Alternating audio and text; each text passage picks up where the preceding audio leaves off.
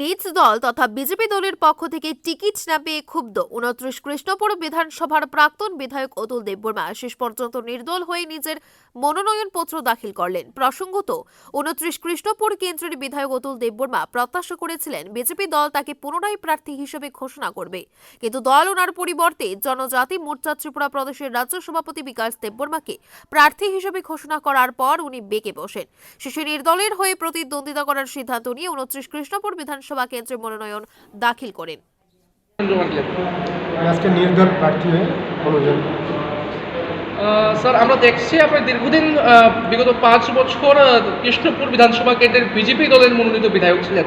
আচমকাই কেন নির্দলের প্রার্থী? নির্দলের প্রার্থী তখনই হয় যখন কী কারণে হয় ওটা তো জানেন। ওটা টিকিট মনোনয়ন হলো না, তখন নির্দল প্রার্থী দিতে হয়েছে। মনোনয়ন না হওয়ার পেছনে কি কারণ রয়েছে বলে মনে করছেন স্যার? মনোনয়ন না হওয়ার পরে এটা তো যারা করেনি তারা বলবে, কিন্তু আমি করতে চাই।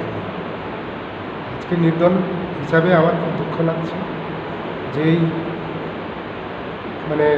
দলকে আমি আজকে প্রায় 23-24 বছর ধরে, 22 বছর ধরে, 33 বছর ধরে যেই বলেছে আমি যুক্ত ছিলাম, এবং যার কারণে আমি আমার চাকরি বাকরি সব ছেড়ে এসেছি, এবং বিগত 5 বছর লাগাতার আমি আমার ঘর বাড়ি ছেড়ে আমার গ্রামের বাড়িতে থেকে আমার গ্রামের যে আমার বিধানসভা অঞ্চলের যে প্রায় 60-70 হাজার যে জনসংখ্যা, যে আবাদি, তাদের জন্য সেবা করেছি। কিন্তু এখন আমি চাইনি, এখনও চাই, কিন্তু আমার যে সমর্থক,